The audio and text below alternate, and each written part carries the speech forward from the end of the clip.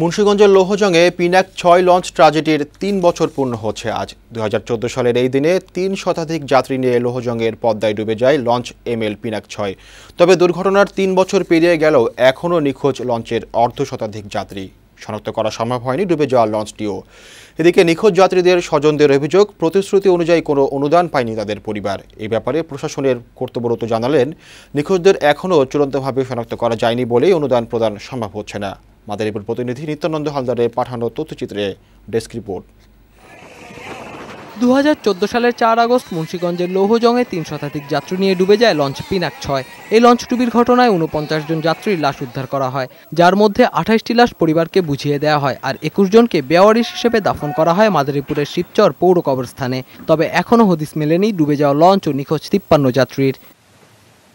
দুর্ঘটনায় নিহত ও নিখোঁজদের পরিবারে এখনও শোকের মাতম।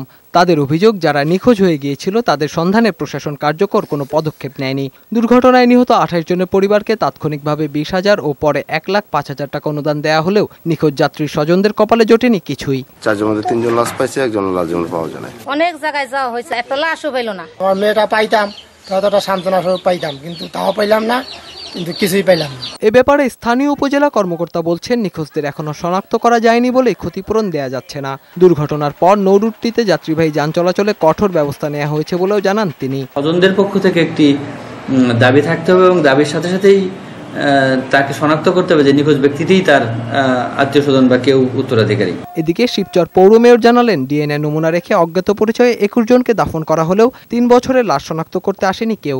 অজ্ঞাতনামা ২১ জনের ডিএনএ টেস্টের রিপোর্ট আমাদের শিবচর থানায় সংরক্ষিত আছে। যদি কেউ যোগাযোগ করতে চান তাহলে শিবচর থানার ভারপ্রাপ্ত কর্মকর্তার সাথে যোগাযোগ করলে তাদের শনাক্ত করা সম্ভব হবে।